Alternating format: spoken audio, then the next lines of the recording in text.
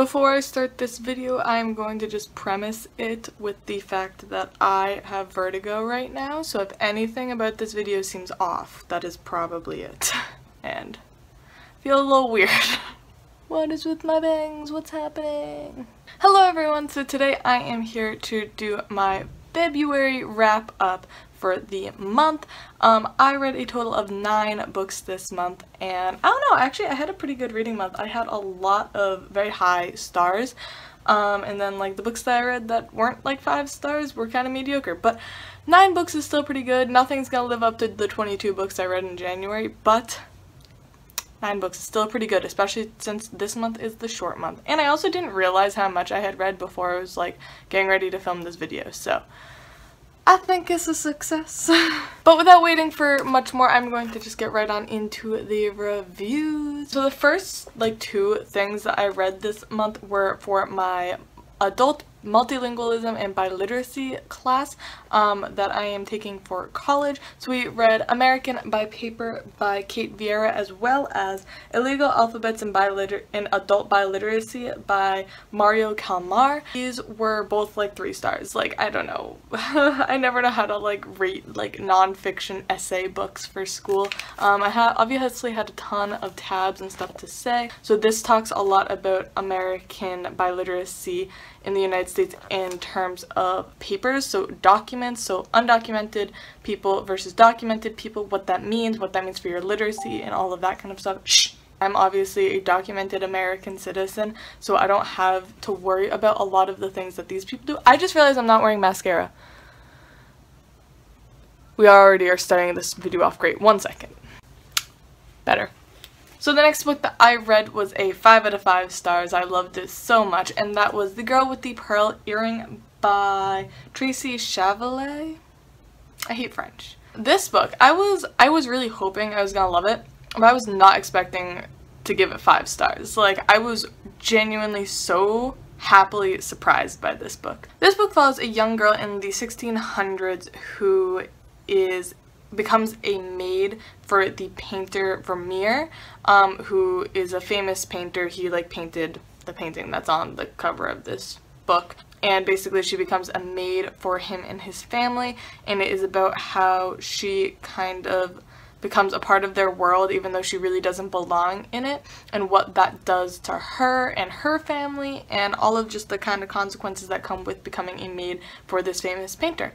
And it also goes into a lot about his life and how like it shows before he died, like many painters, he struggled a lot, and he was just trying to like get by just painting one thing and selling it and painting another and selling it kind of thing. And basically her entire world changes when he decides to paint her. I really enjoyed this book. It was very quiet, it was very quaint, and it was like 200 pages. It was so good though, it packed such a powerful punch. I really highly recommend this for people who enjoy historical fiction or just quieter kind of novels. I don't know why, I don't want to like get people's hopes up too much, but I had the same feeling when reading this book as I did when reading 3 Souls. For people who somehow don't know, 3 Souls is my all-time favorite novel. I've read it like 4 times now. I love that book. And this one, no, it is not similar to it, but it gave me the same feeling. You know what I mean? I obviously really highly recommend this one, and I gave it a 5 out of 5 stars. The next book that I completed was the Shakespeare Book Club Book of the Month. I was meaning to make a video completely dedicated to discussing this one, but I found I didn't have that much to say just because it was a reread for me, and also I just didn't have that much time this month. But that was Much Ado About Nothing by Shakespeare. Again, this was a reread for me. I did end up actually lowering its rating. It used to be a 5-star for me, and now it's a 4-star, but Much Ado About Nothing was one of the first books or plays that I ever read by Shakespeare, and I still really enjoyed it, but like I obviously didn't like love it as much as other ones. I do think this gets overshadowed by A Midsummer Night's Dream a lot, but I also do think A Midsummer Night's Dream is better. This one follows Beatrice and Benedict and Hero and Lysander, and yeah, no, I mean, I enjoyed it. I love Beatrice and Benedict's banter back and forth. It's always super fun. But the one thing that I found that actually did drag it down was Hero and Lysander. And like, obviously, when I'm remembering reading it before, we did spend more time talking about Beatrice and Benedict. So I honestly kind of forgot about Hero and Lysander. So upon reread, I just like found it really dramatic, like their plot line. Like I want to be like, I wish Shakespeare had just paid attention to Beatrice and Benedict, but like obviously it probably wouldn't have worked. But yeah, I just didn't like Hero and Lysander that much. I just really didn't care about them at all. Oh my god. It's Claudio in Hero. I'm an idiot. I'm sorry. I've read so much Shakespeare in the past like couple. Again, I have vertigo. Claudio and Lysander. Oh my god. Claudio and Hero. I felt like I was saying something wrong. I was like, Lysander. Sorry, might be.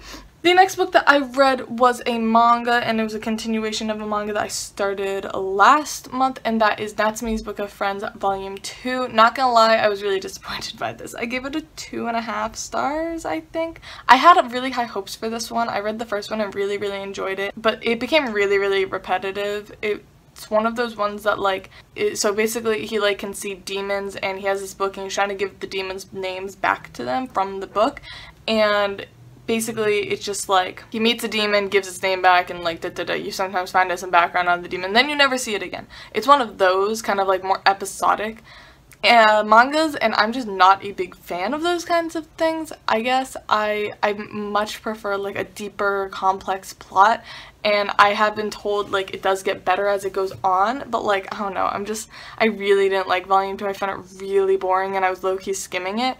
And like, why would you skim manga? Like, it already takes like 30 minutes to read, so that's how, you know, I wasn't really liking it. The next one I read was such an amazing surprise. I think I gave it a 4.75 out of 5 stars, and it is like my highest rated contemporary I've ever read, and that is Forbidden by Tabitha Suzuma. I'm so mad that this has been sitting on my shelf for so long, but it destroyed me. This book absolutely tore me apart. I loved it so much, and I was not expecting to. This is a YA contemporary about incest. It is about a brother and a sister who are in a family situation that is just not ideal. They have an alcoholic mom who basically abandons them and just like gives them money for food and bills and stuff, but then otherwise isn't really present. They have 3 little siblings that they need to be taking care of, all with their own issues. This book, oh my god, it destroyed me. I almost cried at the end of it, and I don't cry very easily at books. I just fell in love with these characters, and like I understand how this made it, because like a book about incest, like anyone's gonna kind of get creeped out by that, and honestly like that was what was kind of keeping me from reading it for so long. But I don't want to be like, you kind of look past the incest, and I don't even know if I was really rooting for them. But like just like watching their story unfold was just so emotional and so like beautiful, and yeah, I almost cried at the end. The end was, my only problem with this book was a part of the end, not like the big thing that happens at the end, but the reactions to the thing that happens at the end. Like there's an epilogue kind of thing, and I just felt like a couple of the characters weren't like reacting correctly, I guess. I found it like a little unrealistic almost because of it, but that was like literally the only thing that I had wrong with this book. I really freaking loved it. Even if you don't like YA, like I do not read much YA, this was so good. Go pick it up if you need a YA contemporary, because honestly it seems really long. It's like almost 500 pages, but it needs it. It needs it. It's so good. Go pick up this book. It's so good. The next one I read was an e-book, and that was The Gentleman's Guide to Vice and Virtue by Mackenzie Lee. This has been going all over BookTube for a little while now, and I picked it up on a Kindle. Oh my god, I'm so dizzy. I picked it up on a Kindle daily deal a while back, like, you know, $1.99, $2.99 or whatever, so I finally decided to read it. I was actually pretty interested in this one, and yeah, I didn't like it that much. I gave it like a 3-star, I think. I don't know, it was so long. It was so long, like unnecessarily long. I was literally like, I felt like I was reading forever. I was literally like 25% of the way through, and I thought I was near the end of the book, and when I saw I was only 25% of the way through, I was like, are you joking? It's over 500 pages, so does not need to be 500 pages. It is also just so freaking ridiculous and so unrealistic. The thing that I liked about this book was the character of Monty. I quite liked that he was kind of a slut, and he was a bisexual, obviously, main character. This book handled a lot of things like biracial stuff, and other aspects of different characters, and I really enjoyed that kind of representation, and I really liked our bisexual main character who's not afraid to go and sleep with literally anyone he wants. But yeah, I had a lot of problems with it. I found that there was this thing. Okay, basically Monty likes his best friend Percy, who's going on this like tour of Europe with him. I thought that we would be leading up to the two of them finally, like, you know, kissing or like getting together and stuff like that. Something happens between them literally 100 pages into the book, and I'm like, what are we leading up to now? And also, after that whole thing, I was just literally like, it was the whole like YA thing that's so annoying of like, literally if you people just talked to each other, none of this would have happened. And also, I don't know, it was just so weird. There were pirates for no reason, and like a 15-year-old becomes a surgeon. It was just, a 15-year-old girl in the like 16, 18, whatever hundreds becomes a surgeon, and I'm like, that's really unrealistic. But yeah, no, I enjoyed it. It was fun for the first like 200 pages, and then I was low-key skimming because I was just like, how is this still going on?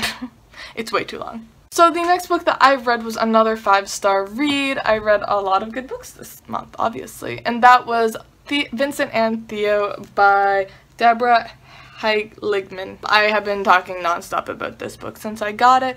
This is a book I picked up from the library to begin with and literally read 30 pages, and I already wanted to highlight like a million things, so I decided to pick up my own copy, and I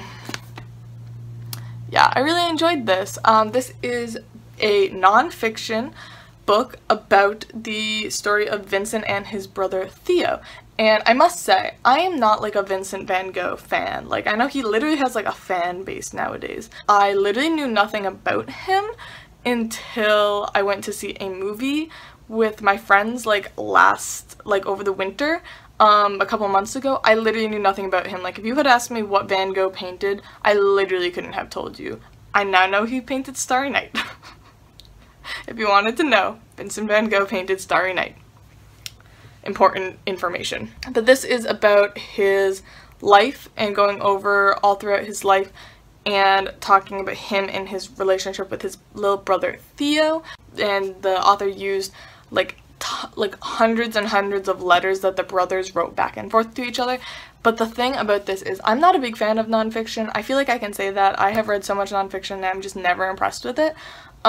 This reads just like a novel. Like, I was almost crying at certain points. Like, it is so, like, I knew nothing about Vincent van Gogh. Before that movie, I knew nothing. After that movie, I felt like I knew a little bit, but like still going into this book, I knew nothing. But coming out of this book, I feel like I know him. Like, I feel like we were friends. Like, I feel like he was like an old man who sat down and like told me his story kind of thing. I was such a big fan. This was a 5 out of 5 stars. I really highly recommend going and checking it out. I think it won an award recently, so seriously guys, it is so amazing. If you guys need any further explanation as to why you should go and pick it up, I do not tab books that often unless I've already read them and like I'm annotating them, so go pick up this book. And the last book that I finished this month was A Long Way Down by Jason Reynolds. This is a book that I got from the library, that's why it's so shiny, and it is completely told in verse. So this follows a young black boy. He is 15, I believe, and his brother is shot and killed. And he is following the rules, which means that according to the rules, if someone he loves gets killed, he goes and kills the person who killed his loved one. So he takes a gun and is going down in an elevator. And every single floor that it stops at, a person enters into the elevator that he knew that has passed away. This was a very, very strong book, and I think it was best told in verse, so I'm very happy that the author did this. I really recommend this for people who especially like poetry and things told in verse. This was really, really good. The thing is, I think I'm just like a little too stupid because I was having so much trouble following certain things, and especially the ending. If someone can explain the ending to me, I would be so grateful because I have no idea what happened at the end. I'm so confused by it. But no, this is definitely very, very relevant and very, very strong and impactful. I give it a 3.75 out of 5 stars. So I highly recommend this. So those are all of the books that I completed this month. I am going to really quickly go over the books that I DNF'd, only really talking about one of them. So I DNF'd Light and Darkness by Natsume Soseki. I DNF Simon versus the Homo Sapiens Agenda. I DNF'd The Tiger's Wife by Tia O'Brett. And I DNF'd A Darker Shade of Magic by V.E. Schwab. This is the one I'm going to talk about. Darker Shade of Magic by V.E. Schwab. I read this as a buddy read with my friend Haley, and we both ended up DNFing it. I do not understand how the hell this is so popular on BookTube.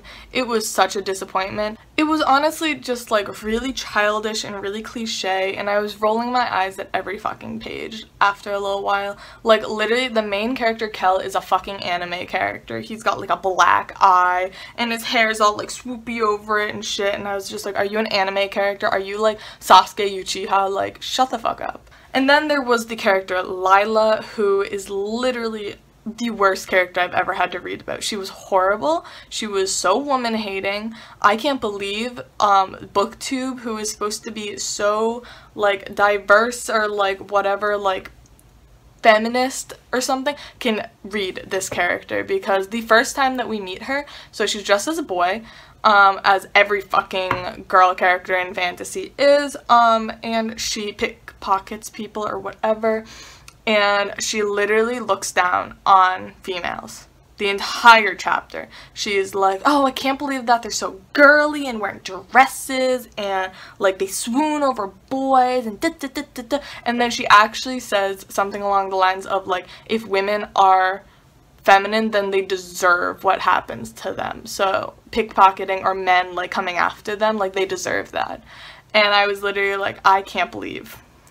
I can't believe that. So yeah, I couldn't stand her. Kel was really emo and angsty and just fucking stupid. And Holland, that character Holland, made no sense. Everyone's motivations made no sense. Did Kel like literally never meet a female before Lila? Because it was stupid. Their entire relationship was stupid. The whole thing was stupid. The only thing I cared about was Black London, and we didn't even get that. The evil people were literally just evil to be evil. I hated the writing, if I'm completely honest. It just felt like a really, really shitty version of a Brandon Sanderson, like, Mistborn novel. It literally felt like Mistborn. Like, it felt like Kelsier, but like with a fucking stupid ass coat, and Vin, but like worse.